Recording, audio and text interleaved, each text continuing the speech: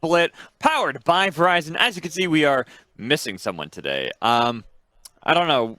What's different today, Josh? It's just you and me, man. It kind of brings me back, Magical. It does. This is how we always used to do cast for everything in the past. We've gotten so spoiled having a host recently, but this time it's just you and me. Just the two of us. I mean, this is a throwback of all times too. This goes back to when we were on Super League broadcasts as well. Oh yeah. Yeah, this is the ultimate throwback where I had to play host and play at the same time. But like you said, I'm not as used to it, so don't judge me too much out there for this. I will be looking at our run of show to make sure I'm keeping us on track with everything. And speaking of keeping us on track, Champions Queue has been going on at the same time. We've got a lot of cool stuff that's been going on, especially that at the top, almost top spot of Cowrie, then Yawn right behind him.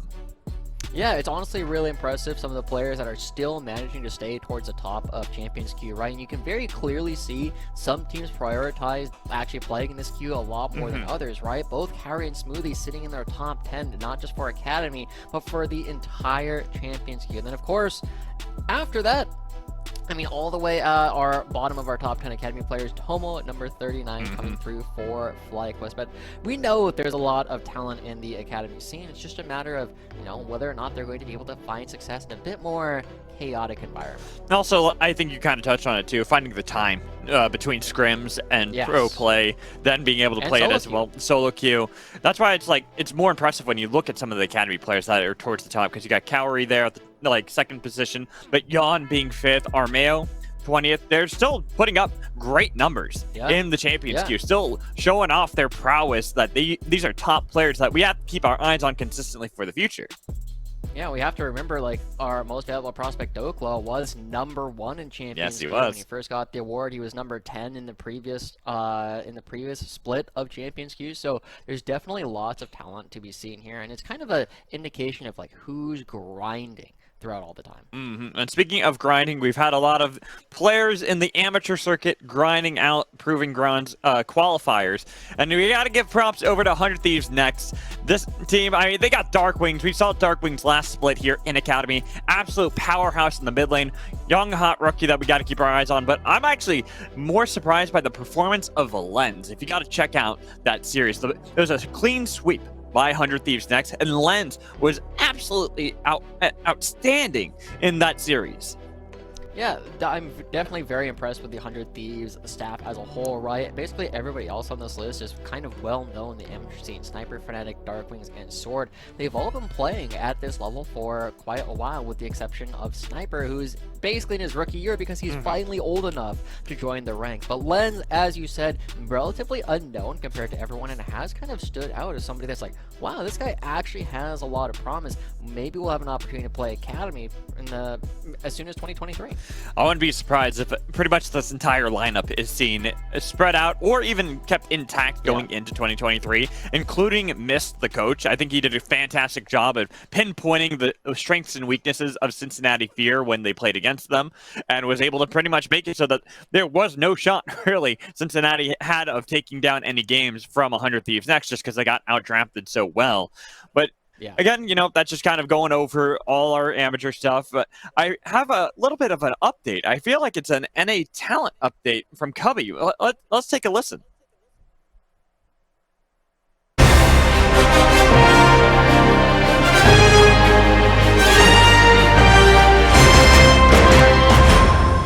Hello, ladies and gentlemen. We're back with the first episode of the NA Talent Update for this summer. Now this split, I've got a lot of friends help me make the show great. So without further ado, we've got a weather update from our good friends Deserex and Pyro. Welcome to PGCQ News and Weather. Today, chaos in the bracket. The Thieves still away Tuesdays from Taco Gaming. For Katsuo, Robbie Bob, and Chookies, C-Lol is not enough. Team Pending will take down EGP. And is that Winston in another CQ top 4? Him and AoE will thwart Ginger Turmeric. And why do people keep giving Dragoon Darius? Fear will scare away Jake's Kittens. Now with Pyra on the floor with weather for our top 4. It's brutal conditions. Cincinnati Fear members have been falling since game 1. Oh, what is that?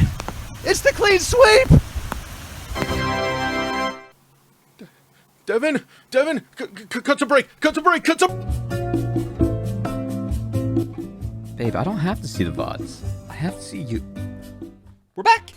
This is not going to get any better. Next up, it's a segment from my boss, Kelsey.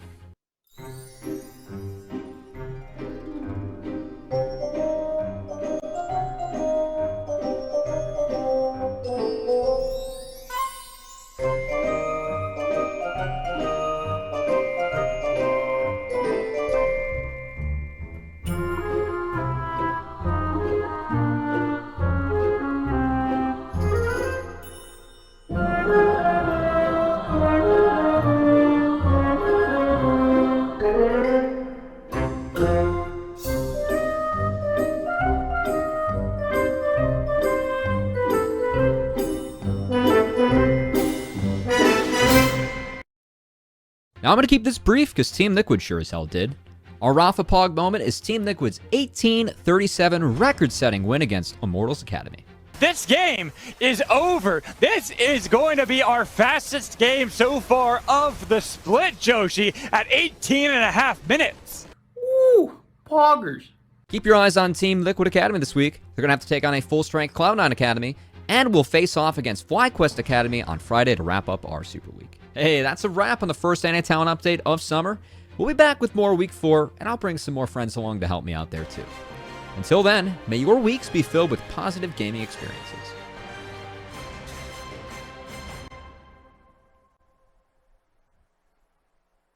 Still find that one game between Team Liquid Academy and Immortals Academy just absolutely fascinating. I think you ended up pulling up the fact that that is the fastest game in the entirety of Academy's history.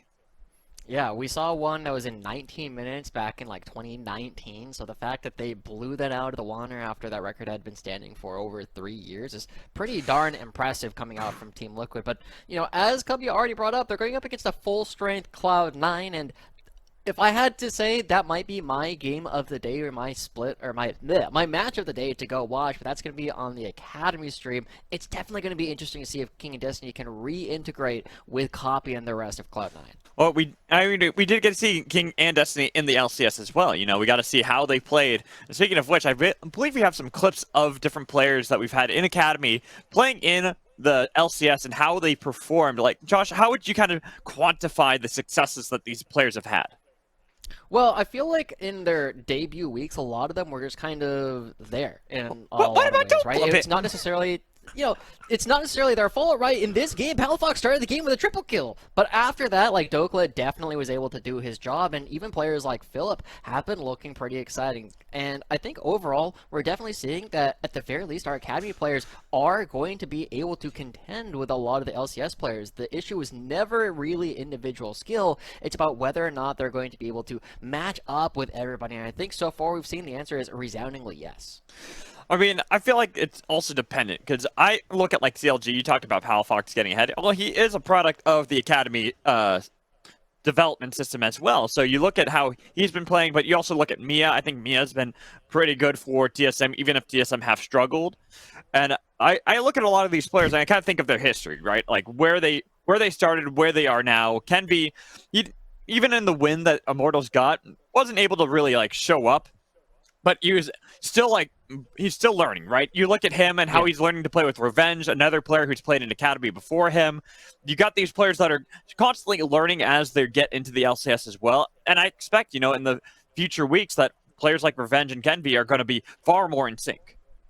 And we also talk a lot about, like, the importance of stage experience, right? I had a chance to talk with Soul over this past weekend, and he was just saying the ability to play on stage and play under that kind of pressure, it hits everybody differently, right? This was a lot of their debuts. They haven't necessarily played on the stage before. Even the players that were able to play on stage through Proving Grounds, it wasn't in front of a real audience. So this is kind of their first time to really showcase what they can do in that kind of high-pressure situation. And I think as they get a little bit more used to it, right, as the wins start to come, we heard it from 100 Thieves Academy, you just feel at home. It's just a matter of about finding that first win, and this next week is really when I'm going to be zeroing in on them and seeing how they continue to perform. But it was actually kind of cool. I got to, you know, watch the games live, and me and Mazel went there. Oh yeah, you were there. Yeah, and we were there for Kenvi's first win in LCS, which was awesome to be a part of, like, being that. But also, I got to give credit over, like, Team Liquid and the cheers that came from their fans. There's some kids there that were just absolutely adorable that nobody wanted to cheer over over because they're just too cute. And I believe we even have like a Team Liquid cheer video that we can show you guys now. We went undefeated this week, so now it's open, guys. Oh, that's see, It's not quite what I was expecting that to be. No, based on what you said. Well, it was just cheers and in general, right? It's like cheering for the LCS team, and it just to me that's still adorable. It's still adorable to see like their own academy players wishing them good luck. They've got like I said, there's like what was it like 3 or 4 like 10 to 12 aged kids just cheering their hearts out for Team Liquid, and I was just like, oh my goodness, I just find it all so adorable when they all kind of have this community, this camaraderie across ages too, like from the kids to these new players in Team Liquid Academy, and now looking towards the future and how maybe Team Liquid can continue to have an undefeated streak themselves. Yeah, it's definitely super cool, right? We always talk about the importance of bringing new people into the fold and allow them to play, and seeing like the younger generation come through is really exciting. Maybe they will have an opportunity to play on the academy stage someday too.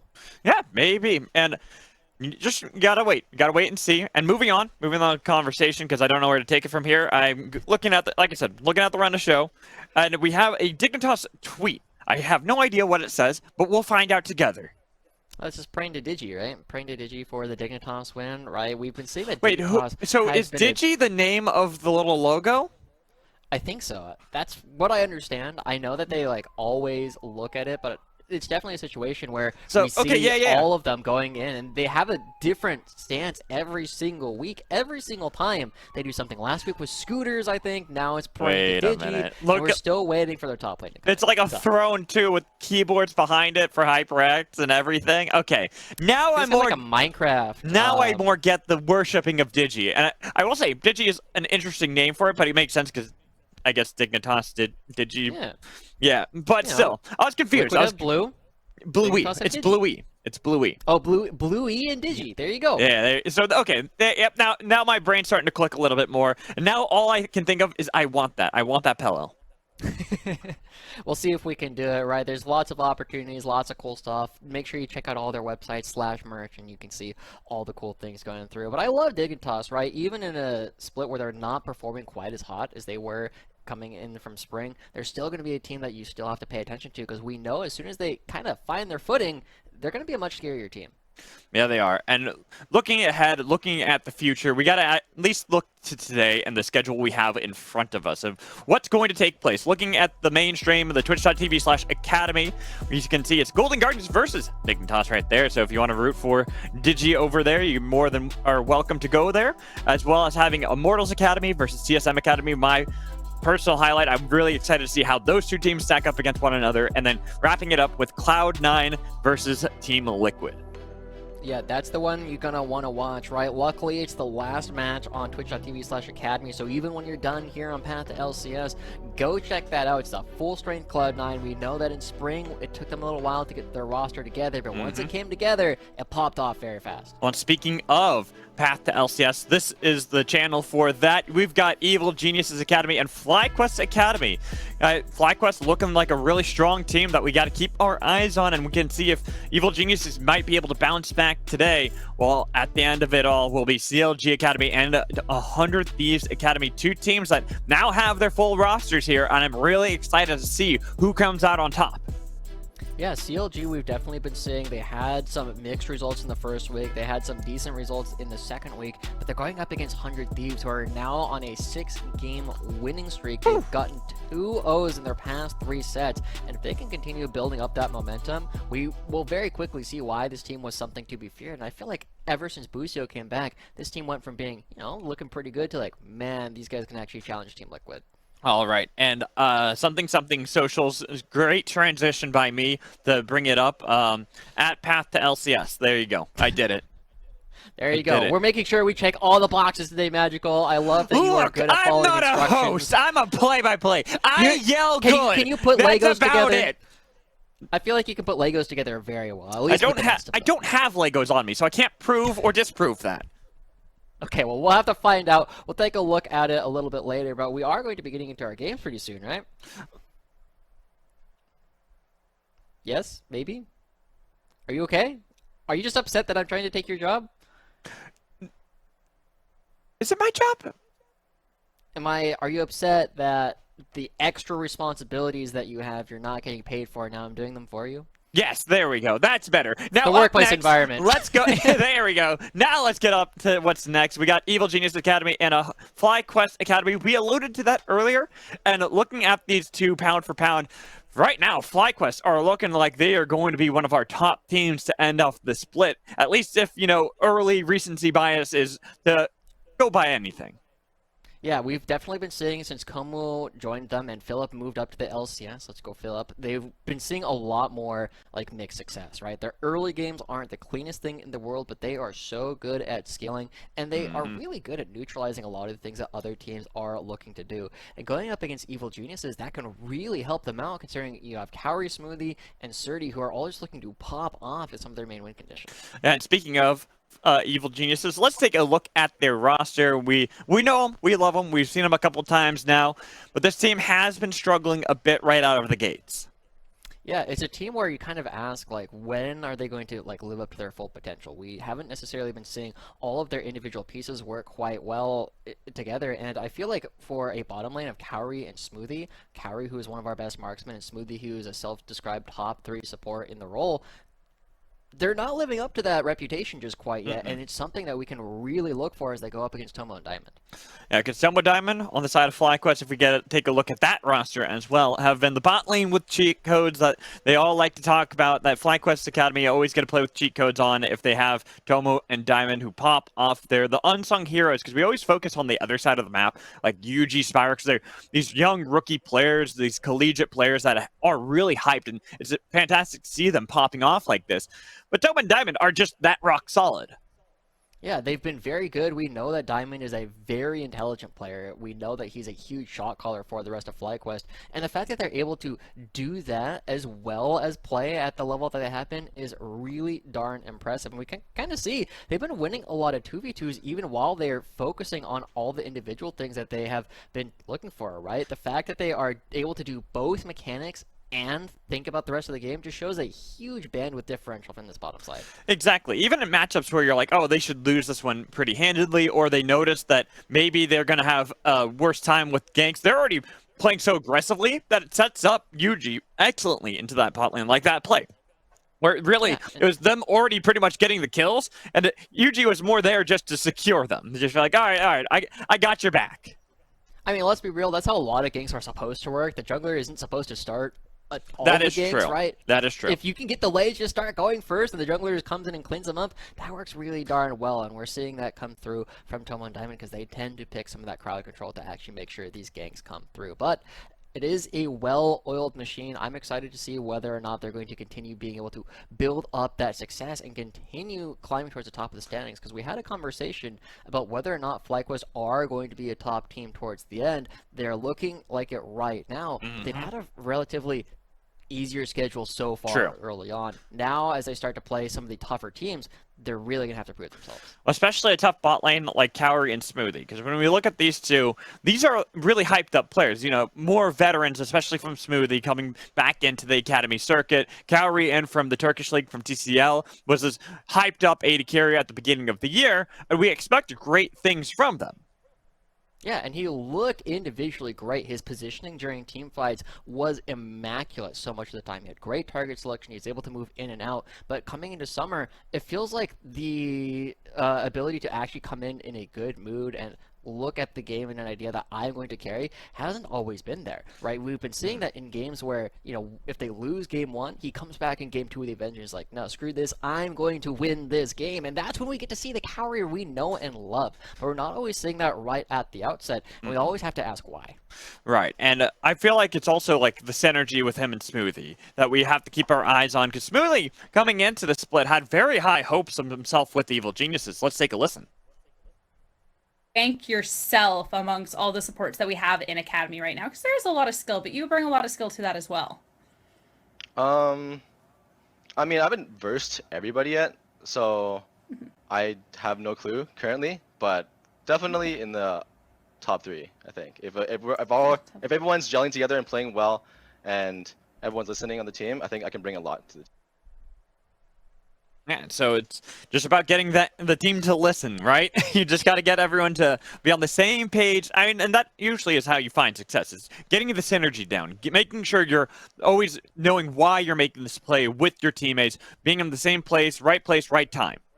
Yeah, we know that Sturdy has praised playing with Smoothie previously, right? The number of new practices he brings in, the ability to like target practice at very specific parts of your gameplay, and really approach different parts of the game. A lot of that has been coming from Smoothie, and we're seeing the transition because they were playing with Skytech in spring.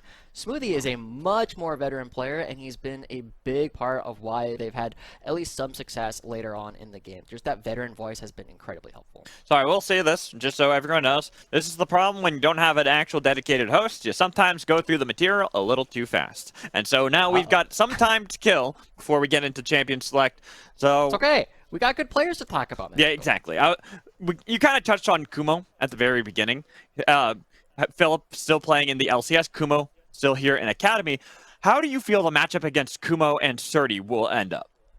Well, I talked about this a little bit. I kind of touched on it. Yeah. I'm expecting that Evil Geniuses, they are really reliant on individual pop-offs in order to find their wins right now, right? When Surdy or Kaori in particular have a really good game, they can really take things over. But Kumo is a neutralizer, right? He's not necessarily going to be the guy who's going to win you games from the top side. He's going to prevent you from having anything done. He's going to look to play later on in the game. He's going to play the scaling picks like the Ornn and the Kale. And while I expect Surdy to come in as this fire, the big question is going to be, can he get over the wall, right? Like, there's just this castle gate that he has to try and climb. I mean, we've seen that Surdy's been able to climb that gate pretty effectively in the past, but I think it's just going into this year, like this split especially, where we haven't really seen the highs that we know he's capable of, that we've seen plenty of times. How many solo kills did he get last split right out the gates of the season, right? Yeah.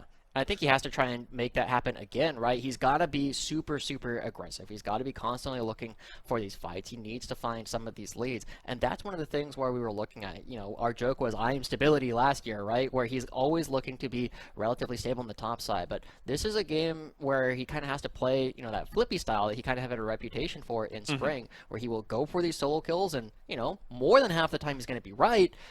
But, you know, at some percentage of the time he's going to be wrong. And if Kumo gets a lead and he's already this crazy rock going on later, it goes from a rock to being a boulder, and I'm not sure we're going to be able to see Surdy bounce back. And you don't want it to be a boulder. You want it to be a rock, because the pioneers rode those babies for miles. We all know. And FlyQuest can too, right? Exactly. You've definitely seen what happens when FlyQuest gets really strong, and Kumo just has the opportunity to play. You know, I think back to the Kale that he played last week, and he just kind of took over the game once he actually hit level 16. But and how many times did he get put behind too? I think he was 1 in 5 before he hit level 16, and then it's like, all right, the clock's hit 0. I'm level 16. I have extra rage. What are you gonna do about it? And there wasn't a whole lot that ended up happening. But I feel like looking at this kind of game, it's something where Kumo's not as likely to play the Kale. He's more likely to play something where, like the Ornn, where he's going to be going even, and it kind of forces Surdy to play something like the Fiora. We know he likes to play the Fiora, but you are still put in a spot where you have to create advantages, or you're just gonna get out team. So I found a coin that we can flip. So we're gonna flip the coin for Surdy to see how well he's going to do in this top lane. So what do you want, heads or tails, for doing good or bad? I feel like you gotta go heads. Heads for good. All right. Yeah. Well, I got bad. Well, actually, let's flip it again. I'm gonna like land on the floor. Yeah, it was not. It was a weird flip. So that's a weird flip too. There we go. Isn't every flip you do just naturally weird? I feel like that's just that is true. But unfortunately, it is tails. It's tail. Surdy. Jet Joy. Yeah. Gonna be coming in. Yeah. So maybe be careful with trying to coin flip the lane now. The coin didn't like you today, but then again, that was also a Pokemon coin. Wait, so I don't know how. Another flip for the bottom lane. Yeah, let me actually get a real. Let me get a real they're coin. The other lane that I feel is going to be a little bit of a coin flip, right? If they come in and Kaori's in with a vengeance, they can really win. All right. So is it heads for good, tails for bad? Same thing. So this one is heads. Let's go. Okay, Kaori Smoothie are going to have an opportunity to go up against Tomo Diamond. That's going to be really exciting for them to actually be super aggressive. And we know they love playing things like the Callista plus Renata, right? We've seen the Ezreal Karma, things that can be very aggressive and get a lot of small advantages in lane. And watching other teams like Team Liquid play these exact same combos, they're able to find advantages. We know Kaori and Smoothie are capable of it. It's all about how they're feeling going into the game. Well, I kind of want to bring up that Kalista Renata, because not only has it been mostly banned away from Kaori and Smoothie, but the 2 times it was let through, they didn't find victories on those games either. Like, they might be pretty dominant on them, but it seems that they haven't quite gotten on that page we were talking about, finding all the players working together, making sure they're finding the right plays while utilizing the power that Kalista Renata can bring. Yeah, well, we'll see. I still think there's a lot of hope for this bottom lane if they can actually pop off a little bit. But let's talk a little bit about how Tomo and Diamond are going to try and prevent them from getting that coin flip heads to come through. Well, that's just going to be by picking Lucian Nami, right? That's been their go-to. Yeah.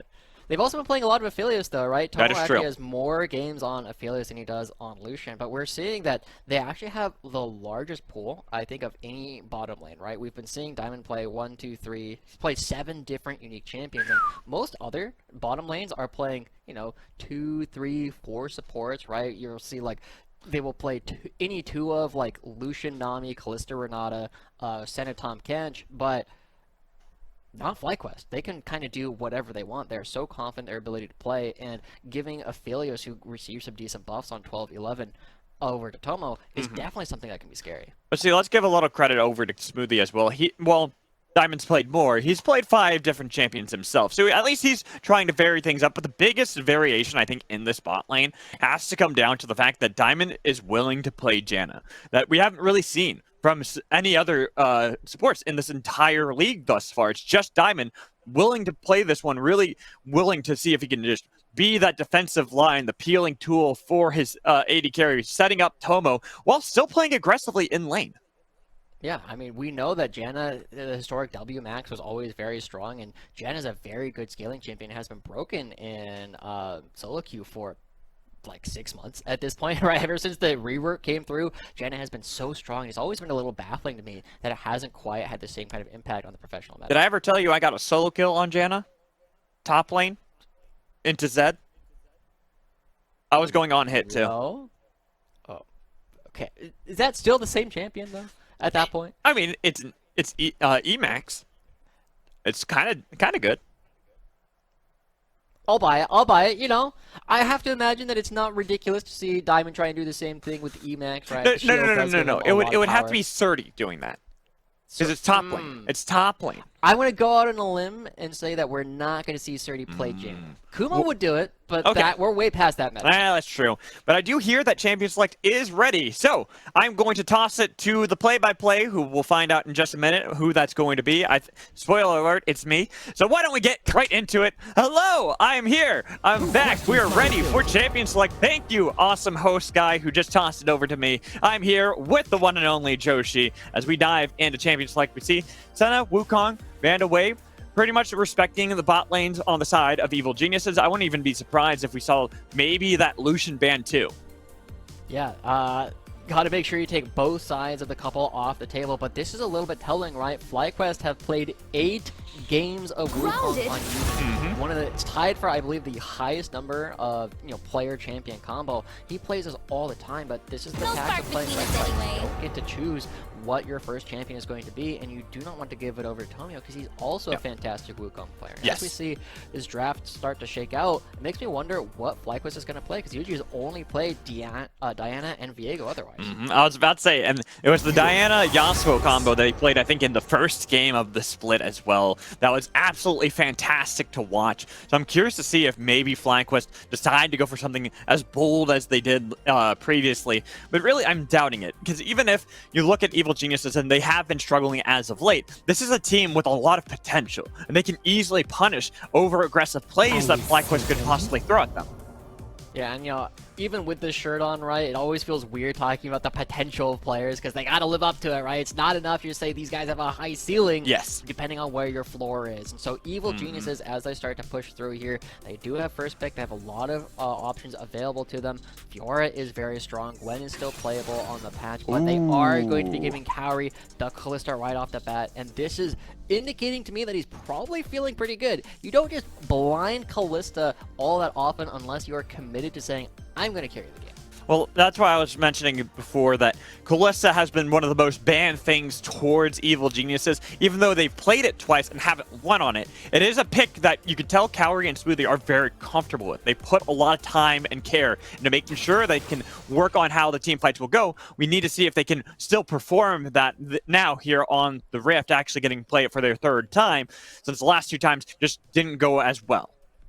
Yeah, and the Viego, this was the other contested pick that we were kind of looking at, right? Yuji has played it once, but it is something that Tomio has put a lot of games on, and FlyQuest willing to fight fire with fire, right? The Ezreal Karma, one of the common matchups, Lucianami already taken off the table. The Aphelios plus probably Lulu is something that FlyQuest are willing to just go in and fight with. But I'm expecting to see a Renata, the very classic combination coming through for Evil Geniuses. But I think the other question we have to ask is, what is Tomio likely to play here? He's played Volibear and Graves, and they need some ways to actually get these fights started.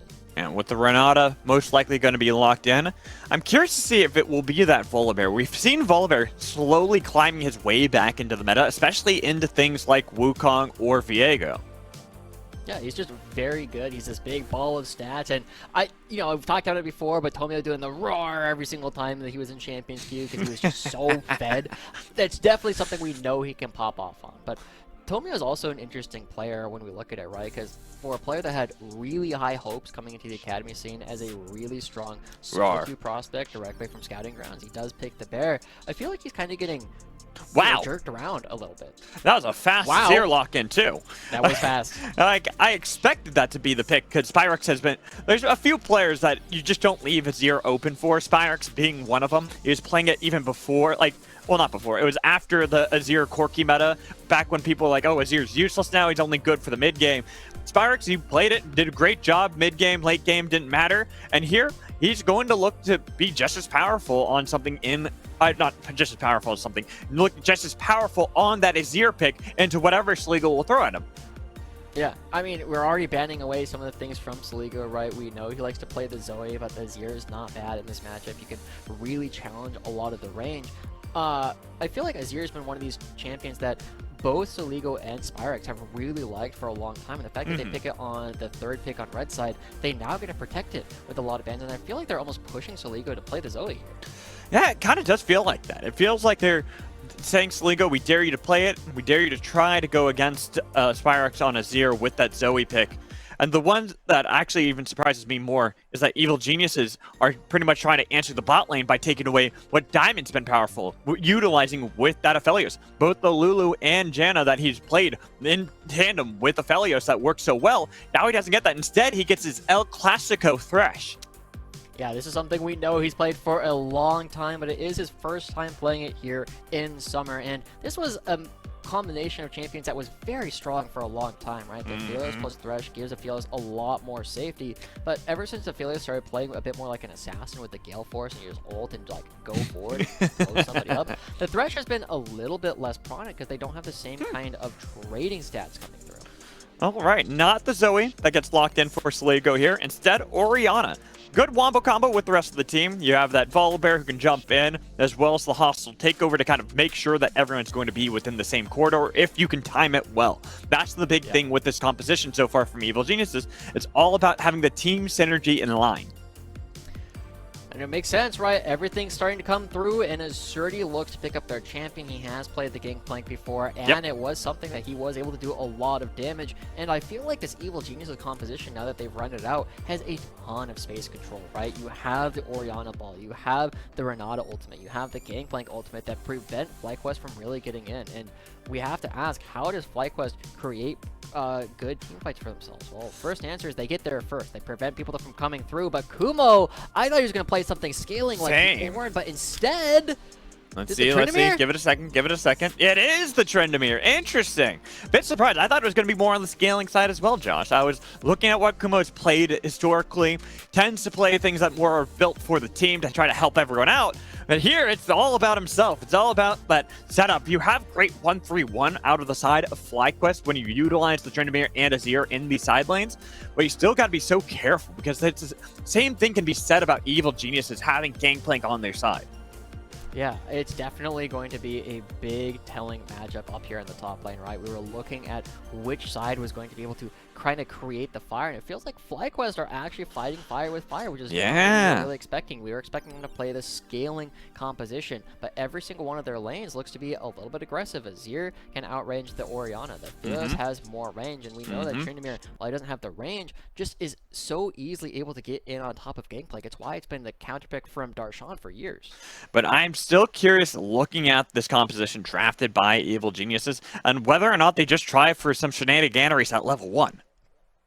You always love the shenanigans. I do, but it actually makes sense with this composition. Yeah? Defend it.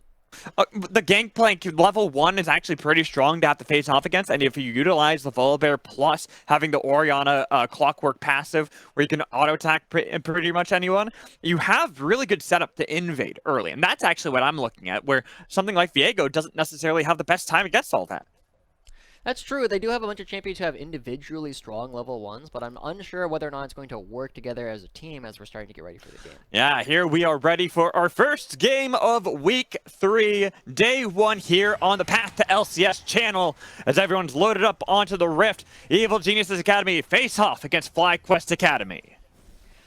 Jumping on, right, we are seeing the records come up towards the top of the screen. Evil Genius is kind of struggling, currently in 9th place, whereas FlyQuest in 2nd, right? They have the same number of wins as Team Liquid, but because they have them in ties rather than wins, they are listed as a 2nd place instead of tied for 1st. So this is their opportunity to continue beating up on teams on the bottom side of the standings before they have an opportunity to take on CLG and Team Liquid, who are also some of our top half teams. But talking with a lot of the players, especially from FlyQuest, I remember Diamond saying that right now, while the team's all together, it kind of does feel like they're beating up on teams that haven't gotten that synergy, that changed up a lot of their elements. Well, even if Kumo is technically a new player here in Academy, this is not a new player to the organization. He's been with the org for quite some time up in the LCS, and so you better bet they've gotten some practice with him in scrims, in other capacities.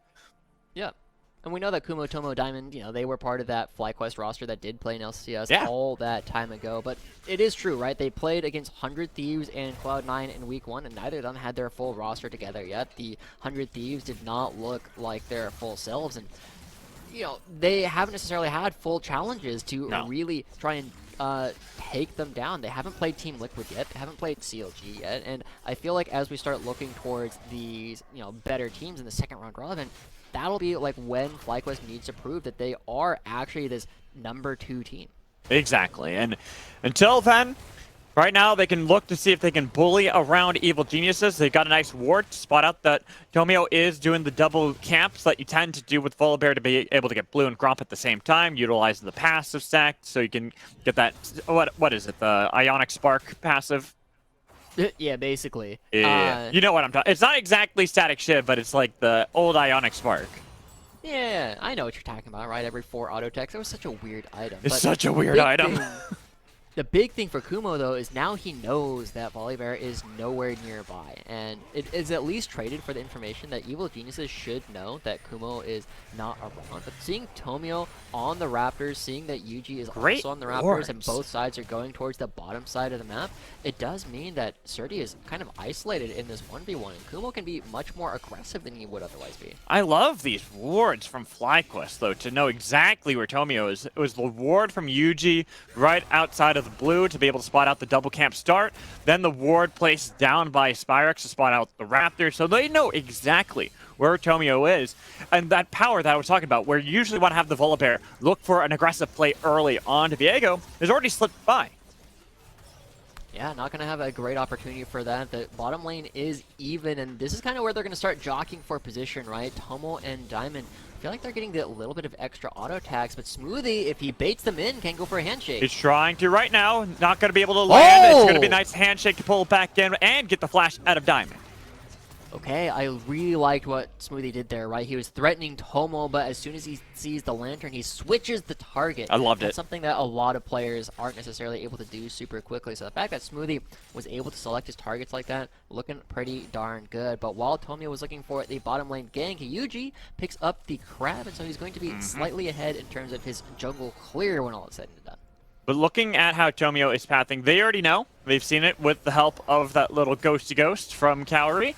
The Scuttle Crab went into the hands of FlyQuest, so look at where Tomio is. He's booking it for the top Scuttle.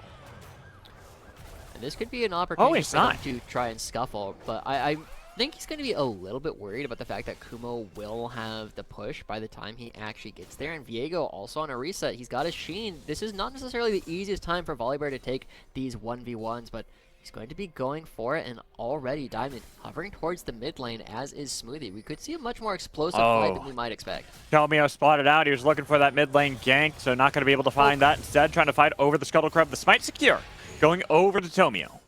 Yeah, both supports in the mid lane. Nothing ends up coming of it, so everybody's going to be going back to farming, but with everybody farming, we do have to give praise to the FlyQuest solo laners, right? Both Spyrex and Kumo coming out with pretty decent CS leads already. Oh yeah, sizable Whoa, too.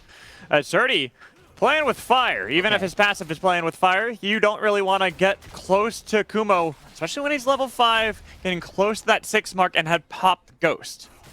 Yeah, Kumo actually cancels like 2 auto attacks at least in that little bit of a trade. Definitely hurts his ability to go for it, and with the Ghost down, like Surdy gets away with it. So as this wave comes back in, he will be able to clean up a lot, and with Yuji here, there's no opportunity for a real dive. So Kumo, you know, with all those canceled auto attacks, definitely could have had a much better laning state than he currently does. And Surdy gets a good freeze in the top lane as well to deny Kumo having an easier time getting to that level 6 that I was just talking about. So that lead that Kumo had once had, now going to start to slip away from him. Yeah. Oh, Tomio will get spotted out by Diamond. Yeah, but look at where Yuji is right now, and even look at where Tomo is. It could be Tomio just committing for the Gromp, taking that away, even with the members here, but they don't want to too much, because now Yuji's being spotted on the control ward, could actually level a good opposition to it. Yeah, it looks like Evil Geniuses will be able to pick up this Gromp. I actually feel like Tomio, this game, is looking a lot better than he has in a lot of his previous games, right? He's not getting pulled up to go for a gank everywhere. He's able to kind of set his own tempo, and that's a kind of a big evolution for this player as somebody who's, we were just saying, was constantly getting jerked around. But look at this. Yuji knows that these members are on top of the dragon, but with Cowrie getting a lot of those spears already in, Ren should be enough to make sure they can secure it, even though it was a little disjointed there. No smites on either side. Yuji flashing away, gets stunned up, trying to get distance with the Emperor's Divide.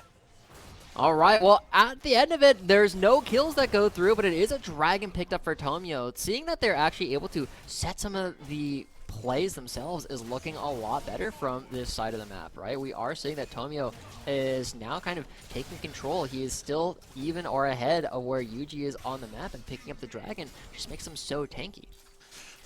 But still, all in all, not really gaining a lead in gold over FlyQuest. When you look at it, it's good stuff that they were able to kind of win out on the dragon fight, but they're falling behind still in gold when you look especially towards mid lane and bot lane, where it's more of an ebb and flow. Now Cowrie, because there was a reset put up by Tomo and Diamond, has a bit of a lead, but before, he was down about 15 CS.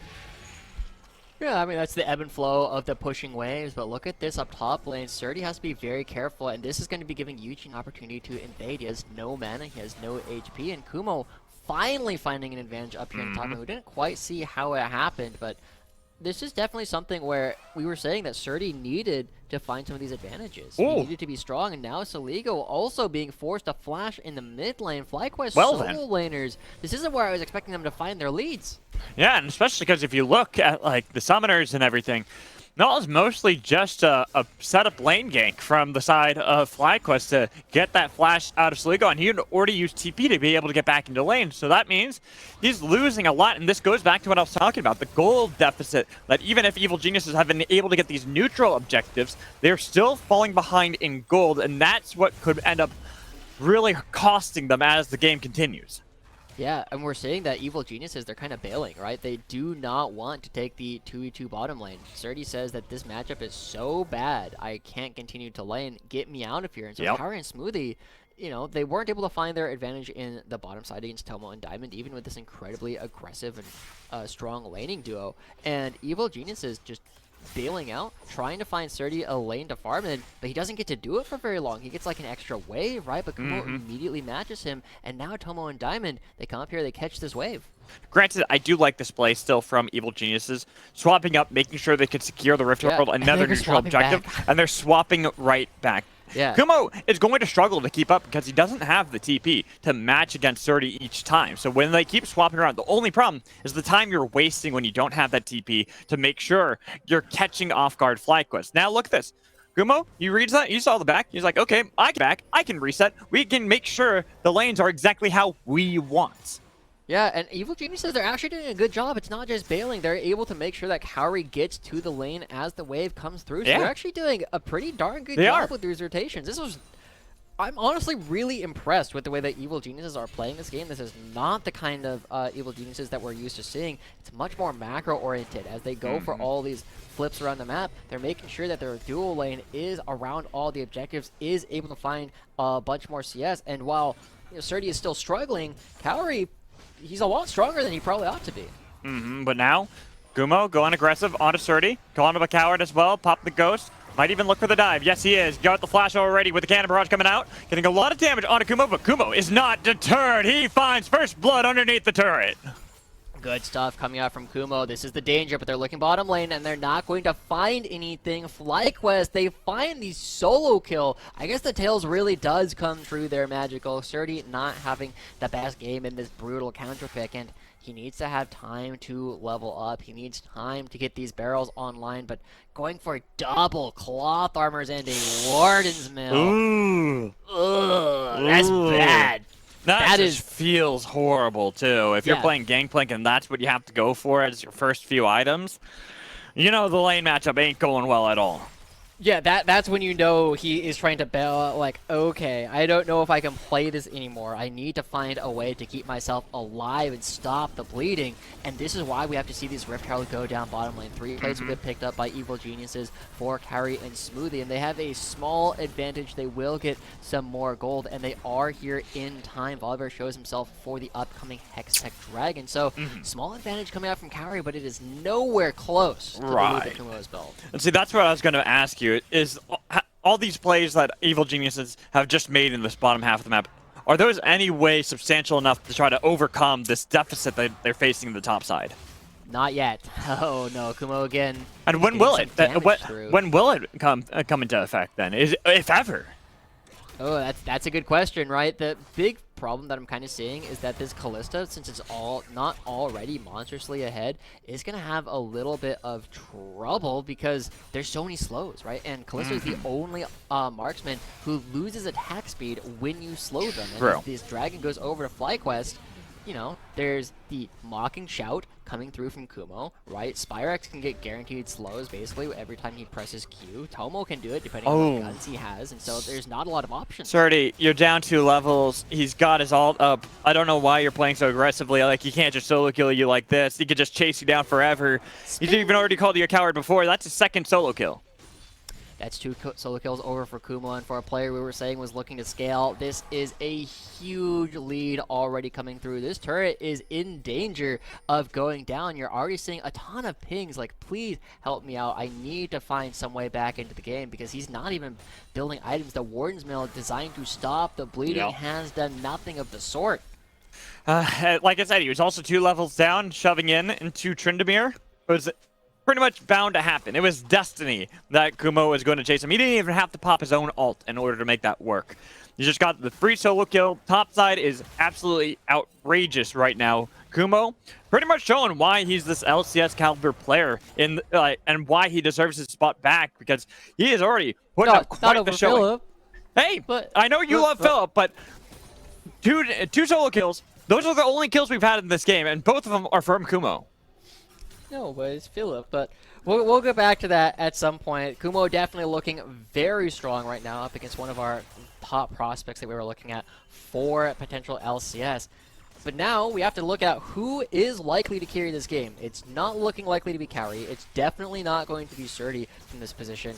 I feel like it has to be coming out from Soligo, this Orianna, this pick that has this huge game-breaking ultimate later on in the game, needs to find scaling time. It needs to get to 2-3 items so they have the AP to do the damage. And Soligo, you know, quote Harry, the walls are closing in. Oh, as the flash comes in, looking at the game-breaking ult utilized, but that's going to be one shoving back in. Tomio forcing out his own ult, but the flash comes in to make sure they get the knockup and the kill for Yuji. Oh no, the two players we were just saying needed to try and find advantages, needed to find some time to scale. They go for a play right away to try and turn things around, but it gets flipped on its head again, Magical. Suddenly, Spyrex and Yuji are on the board. Suddenly, Soligo with no ultimate has no kill threat against Spyrex for the next several minutes, and Spyrex didn't even have to flash. He still has it available. It is so hard to try and gank this guy yet again. Evil Geniuses, what looked like a decent game for them, what looked like a cool macro start, is crumbling.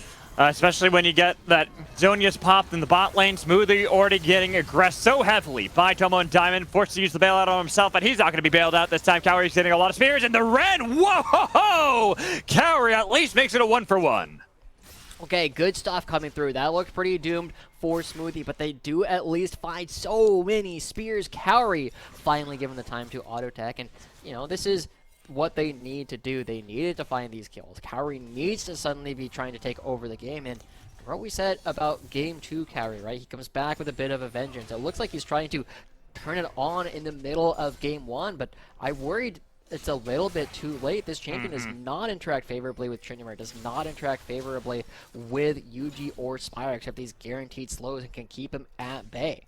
However, one thing I will give it is something that we kind of overlooked, and you did briefly touch on it, is how much space control the side of Evil Geniuses have in their entire composition. While they're falling behind here, you've got that Orianna, game-breaking ult, that if you utilize it properly can shift the tides of a fight really quickly. But you also have Hostile Takeover. You have Fate's Call. You have a Volibear you can put the ball on top of, and Cannon Barrage. Yep. Oh. Nice sidestep. Smoothly flashing over. There's a good sidestep away from the death sentence, but here is where things get difficult, and you're still 2 levels behind, Surdy. You can get chased down, run down, always killed off. It's going to be the 3rd solo kill of the game for Kumo. And this is when it just goes from bad to worse for Surdy, right? When this starts happening, it's not possible to lose gracefully anymore, right? You're either down 100 CS or you get solo killed like this. And he's choosing to go down, you know, with the solo kills. He's trying to go down with the ship, but the rest of Evil Geniuses with this zone control, they still need to get there first. It's still hard for them to retake.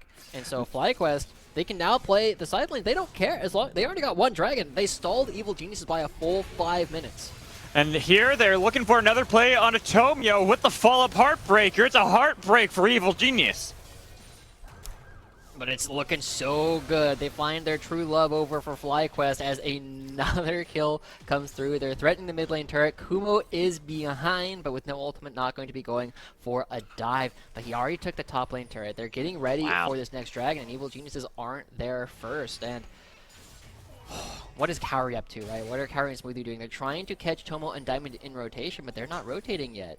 No, nor do they have any assistance. So they're here by themselves. They've spotted out that there is going to be Yuji right above them, but they still want this play so damn bad. They didn't even get the knockup on Tomio. Hostile Takeover goes wide, completely whiffing, but with Tomo having so many spears, another Ren kill easily for Cowrie. On the other side, Surdy, he TP'd into the fight. They're trying to see if they can contest around the dragon. Nice shockwave, make sure they pick up the bot lane completely, a FlyQuest. Okay, this is what we need to see from Cowrie and Smoothie. They are finding the plays. They're looking for opportunities. Spyrex not able to steal away the Ocean Dragon. But that's signs of life coming through from Evil Geniuses. They get the dragon, they get 2 kills, they lose the mid lane turret, but, you know, Cowrie and Smoothie it doesn't matter if your champion doesn't interact favorably if you are far enough ahead. Getting the 700 gold lead over Tomo, I don't know if it's far enough ahead just quite yet, but it's signs of life at the very least. They have to do that 2 or 3 more times before it feels like it might be an even game. At least if they can get advantages on the neutral objectives, that's, I think, when Kalista really does show her power of having a secondary smite. But right now, Spyrex is trying to see if they can hit Cowrie, get a shutdown. The flash over the wall, that's going to be the heartbreak over, trying to see if they can pick up the kill onto Cowrie, but Cowrie makes it out alive. Yeah, Spyrex goes a little bit early and allows Cowrie to actually survive that. So a little bit disjointed from FlyQuest, but that's not the end of the world, right? As long as they aren't dying to this Kalista, they are still winning. And Spyrex, we know that he was trying to be like one of these bigger leaders for his team previously, but now that he's just able to kind of focus on his mechanics, you know, he's been making some pretty good plays. He's still a very strong defensive player. He just went a little bit too early before Yuji was in range, and that's something that you can very easily fix for the next time they try and go for that play. But it still nets a turret for Spyrex. Even if they didn't get the kill, they got the flash, they get their third turret of the game. They've got a pretty good lead over the side of Evil Geniuses going into the 19-minute mark. Almost a 4,000 gold lead. They're not going to scoff at that. No. I mean, it's still a good gold lead, right? You still have lots of opportunities to play on both sides of the map. You can still play in the bottom side with Tomo and Diamond. You still have Kumo who can continue pushing up in the top lane. I'm kind of curious how Evil Geniuses play from this position, right? This is when we start looking at the veteran of Smoothie to say, hey, we got a couple minutes before this next dragon. Let's make sure we farm. Let's make sure we get our backs in about 60 to 90 seconds before the actual objective so we can get to locations first. But they're not yet online with Saligo. He's level 13. He's got the Q and the W max. He does decent damage there, but he doesn't necessarily have enough AP behind the shockwave to one-shot players like Yuji and Tomo. Right, and pretty much waiting for that Shadow Flame to be completed. That's when we'll see Saligo really bringing the power. But right there, the flash in from Smoothie gets the cleanse out of Tomo. Yeah, good stuff. That is a 2-for-1 summoner trade, though, from Smoothie, but Yuji Now needs to be careful. He has no he's getting flash. chased down as well, but he should be able to ult over the wall. There it is. Will keep himself safe.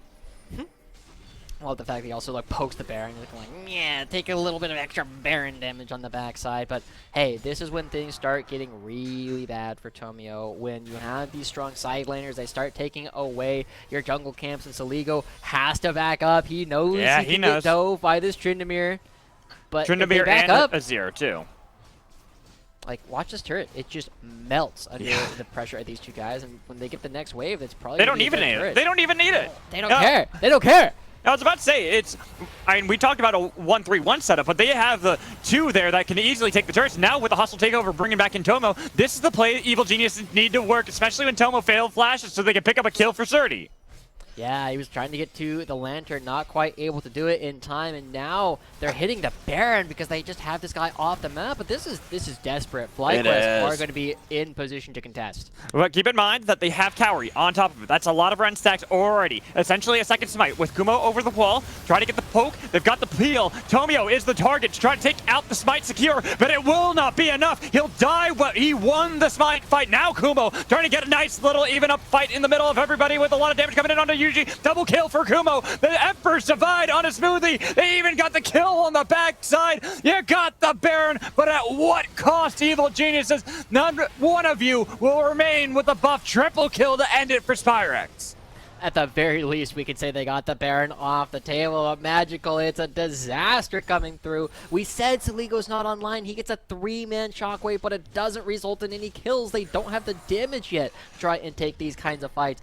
FlyQuest just come up huge in that. And it feels like the problems that they had when Kumo was starting to build this lead are just exacerbated. He doesn't need to be a true tank when he can just stand in the middle of the team anyway. They're losing the mid lane turret. They're losing their jungle. They might even lose the top lane turret while the rest of FlyQuest sets up for this dragon.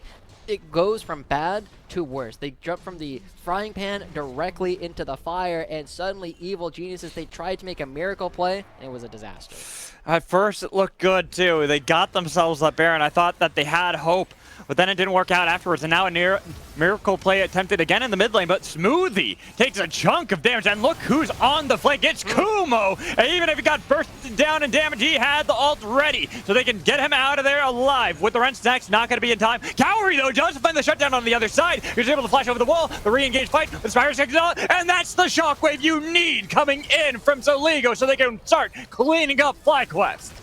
Great stuff coming through. Cowrie finding the angle. They blow up Kumo, and suddenly Evil Geniuses winning a team fight. We do see the Shadow Flame online, the Shockwave doing damage. You see the instant difference come through when you actually have some damage on this Orianna. FlyQuest, Yes. you know, they're far ahead, but they can't be making these overconfident plays, right? We do have ways for Evil Geniuses to come back, and Cowrie took him a while, but he is here, he is angry, he's looking to find all these picks.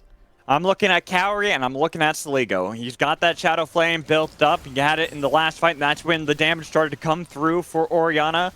And as you talked about, Cowrie, he's got a Ginsu's Rage Blade completed, got a Zeal in his inventory, probably going to be able to go back. I would imagine a Phantom Dancer would be the next item. Oh yeah, Ruin's Hurricane is also on the table. Oh, right? yeah, He just yeah, needs yeah. to get more damage to come through, but Evil Geniuses, they're still down about 5,000 gold, but the fact that they are one dragon away from the Ocean Soul gives them a lot of hope, right? They can go for 50-50 around the next dragon. They don't need to be there first as long as they can get Tomio into the pit alive. So, FlyQuest, you know, they have their tasks set for it. They need to not let that happen. They need to take control of the bottom side of the jungle. They need to get vision. Look at what Whoa. Cowrie built instead of going for either of the options. Randuin's Omen.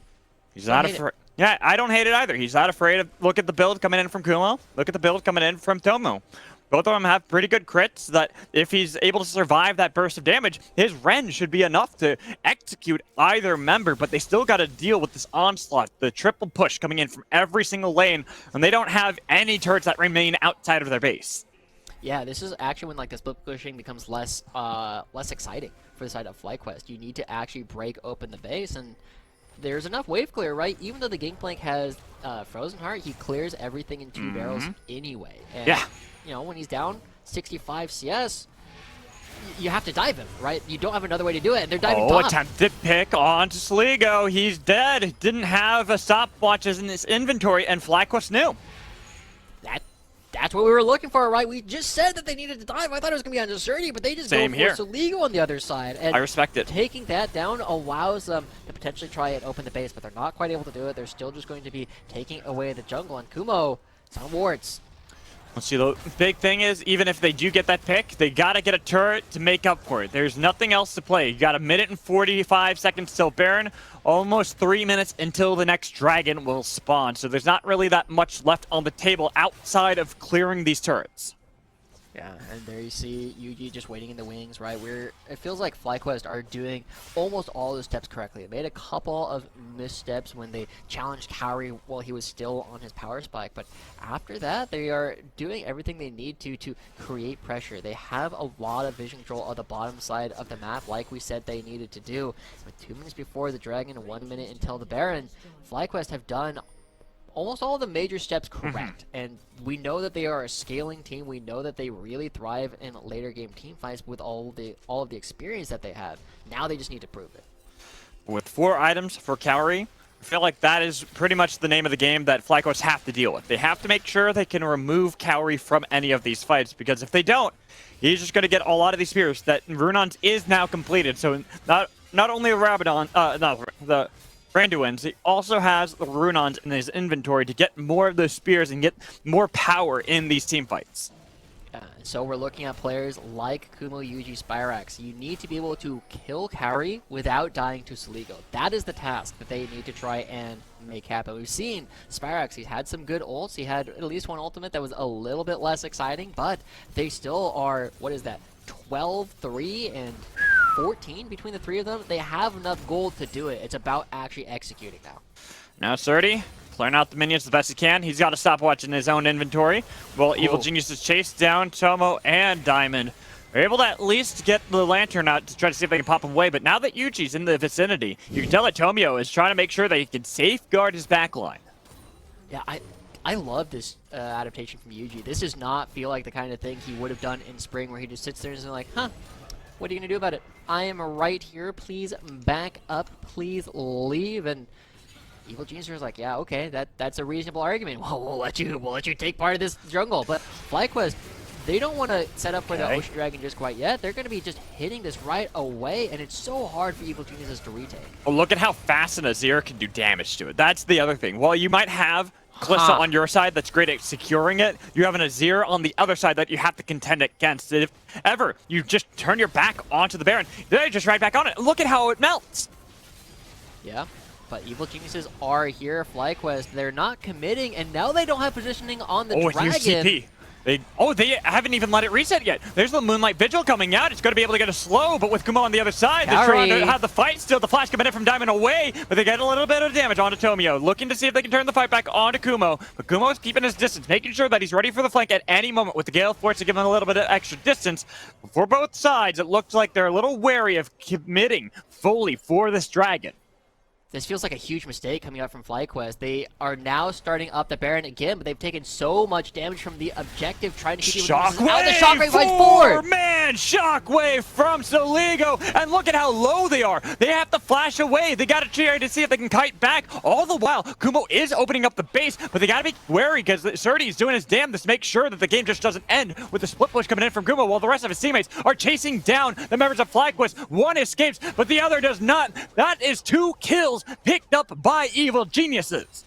And the crazy thing, Magical, is it looks like FlyQuest are going to be getting the Ocean Dragon anyway at the end of that sequence. But I gotta say, I hated that. That was bad. They got onto the Baron 3 times. They got 3 people down to half HP. They gave Evil Geniuses position on the Dragon, but they weren't able to actually find the fight. They were able to find the top lane turret and the Dragon, but we're giving over the Baron to the team that is still looking to scale, that still has big power spikes to come forward. And Soligo with a 4-man Shockwave is able to showcase why it's not okay to just let Evil Geniuses take this game super late. So for an absolutely wild ride for a team that we were just praising for how strong their macro is, feels like Evil Genius is just challenging them and just saying, you can't do that. And again, FlyQuest is like, yeah, okay, that's a good argument. I guess we won't.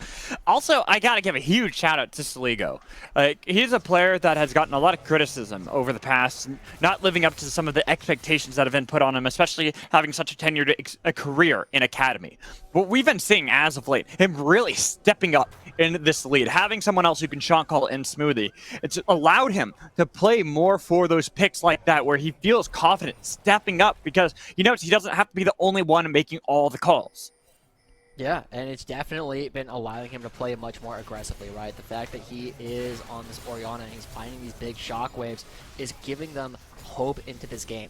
But now is a time where he needs to find the last bit of play. He needs to make sure that they are not getting shoved in 3 lanes, because I need to highlight something, Alex. Yeah. Look at Surdy's build. Yeah, I know. He's going force tanky. Yeah, Anathemas and the Frozen Heart. The Gangplank is not going to be doing the damage. It's going to be coming out from Soligo and Cowrie this game. They're the only ones who can do it. Yeah, pretty much giving up on that scaling that Gangplank can have. He'll still be able to do a good amount of damage, but it's really putting it all into Soligo and Cowrie. Understanding the lane phase did not go well, so he's opting for a cheaper build, Anathemas. I'm curious to see who he attached that to, but having that stopwatch and the Frozen Heart to make sure they're at 1, safety in the side lanes for Surdy, but 2, making sure that you deny a lot of the attack speed from many of these members on FlyQuest that rely so heavily on that is, I think, a great adaptation. Yeah, I mean, I do like the item, but I just feel like you wish you were playing a different champion. Oh, right? yeah, 100%. But if somebody has to build it, it is going to be the Gangplank. And now FlyQuest, they're a little bit on the back foot. They're not pushing Kumo to go for the split push because he doesn't have the teleport. He won't be able to join if things go awry, and he doesn't feel like he can actually create pressure going up against Surdy's Gangplank. And that's not good for FlyQuest. No. If Kumo doesn't feel like he can sideline, if he doesn't feel like he can get advantages, then this Tryndamere rapidly just becomes a mediocre team fighter and somebody that you wish was also a different champion. Yeah, because with the 4 items, you would expect him just to hard commit to the setup, having either a 4-1 or a 1-3-1, but this pick on a smoothie could be just as big. Forcing out the Fate's Call, at least they got rid of 1 tool that EG can use. Yeah, I thought that was smooth. I thought that was Soligo, and that was going to be a way bigger pick. But luckily it's Smoothie. They do use the ultimate. They do get him out to safety.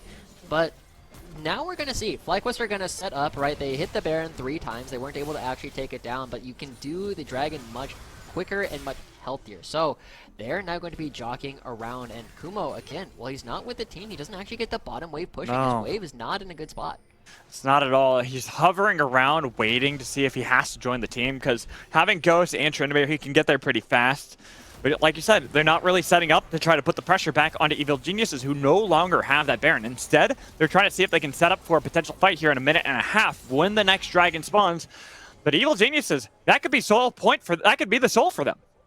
That could be, and I feel like we're seeing the tendencies of FlyQuest kind of coming back to hurt them, right? We were saying that Kumo, he's going to play the tanks, he's going to play something scaling that can really impact the team fights later, and he's now erring on the side of doing that when it's no longer the correct play. FlyQuest are instead looking on the rest of the map, and it's Surdy, who is down 100 CS, who's able to get the side lanes in a better position for Evil Geniuses than Kumo has so far. Now he's finally pushing out, but he's never going to actually take the wave. He's never going to be taking the turret. And FlyQuest are forcing a fight around this Dragon. Look at top lane, too. Surdy has already set up the minion waves to start crashing into that tier 2 turret. That might force up Kumo. So if they can have a fight before that happens, that'd be big. Right there, they're looking for the pick. But again, Fate's Calling is going to keep Smoothie alive each and every time. So that's good. They trade the blocks for Fate's Call. That gives less engage tools over to the side of Evil Geniuses. But FlyQuest... Wait a minute. This is an interesting play from Evil Geniuses. They've got some minions. They're hoping that they can bulldoze the start really quickly, but they can get collapsed. Kumo is nearby. Even if Surdy has TP to join in, it's going to take some time. There it is, going to be able to get right into the midst of everybody. With this split up, they just jump away from the cannon barrage, but the flash comes in, looking for the pick with the flash. That is nicely done, and Spyrex, he might die upon arrival. Even with the divide, it's not enough to keep him alive, and that's the rest of Evil Geniuses looking to hunt down FlyQuest. While Tomo and Kumo gets a kill on Sligo, but he already used the shockwave. His job is already done. So who else can you get? Kaori, he's looking hungry. He's looking like he can fight right in the middle of Kumo, but he still has his ult. So got to be wary of that with how low Smoothie is. The flash coming in from Kumo. The Rend, it's too far. He's not in range to be able to secure the kill on a Kumo.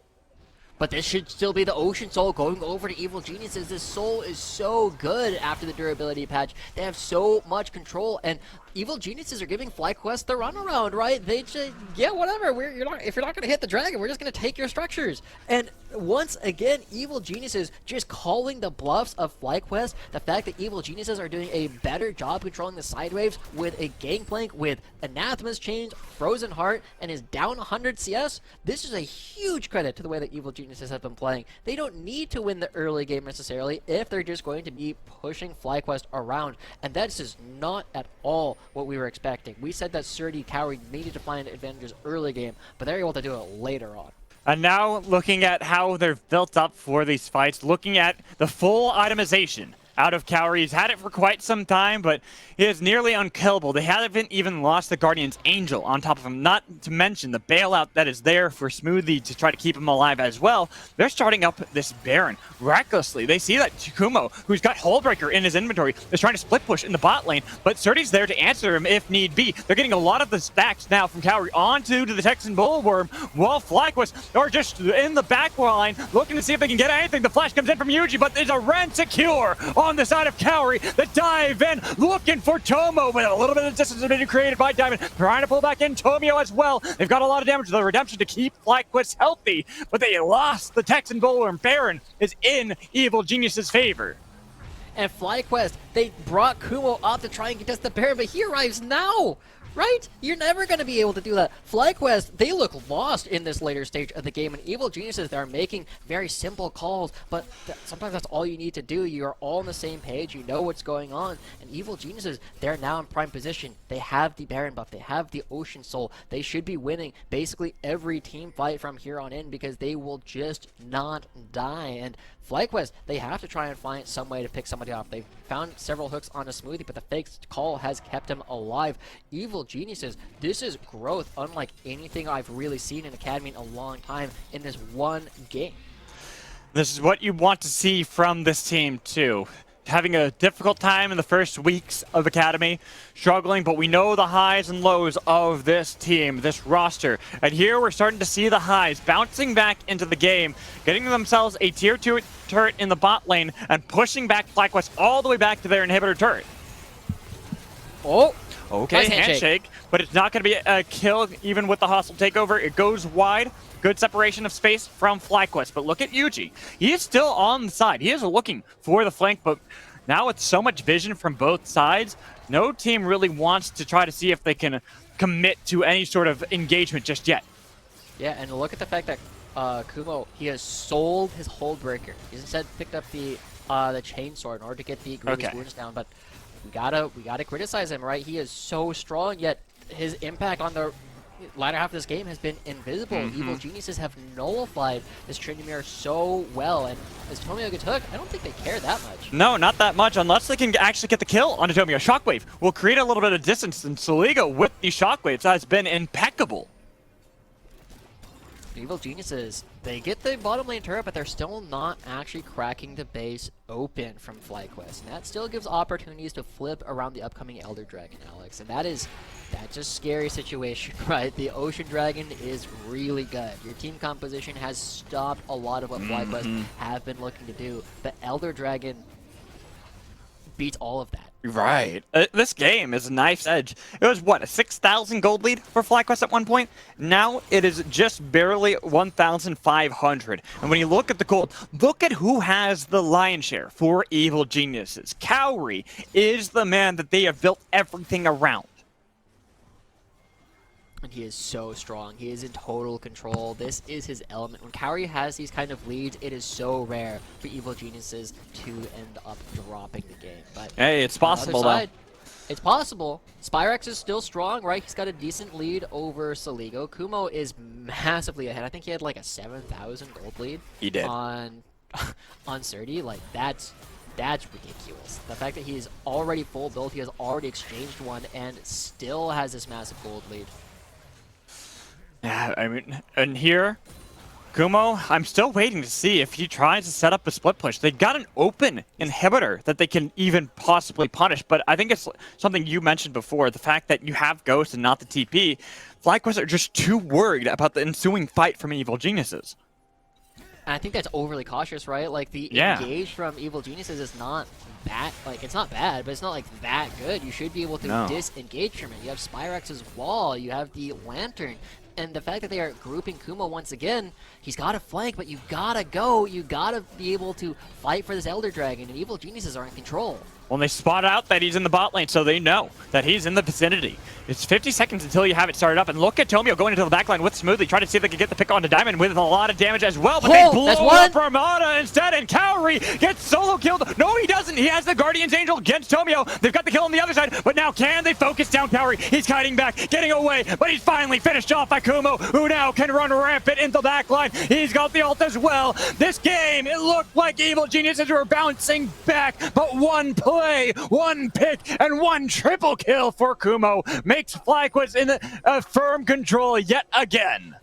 I can't believe we just saw that. We just said the engage coming up from Evil Geniuses isn't that good. What do? They try and engage and they get blasted, right? This is why Kumo has been able to play like this the entire time. But now FlyQuest, they're not going for the Elder Dragon. They're trying to end the game. It is only Tomio on the bear. Look at how long until Cowrie, Soligo, Surdy spawn.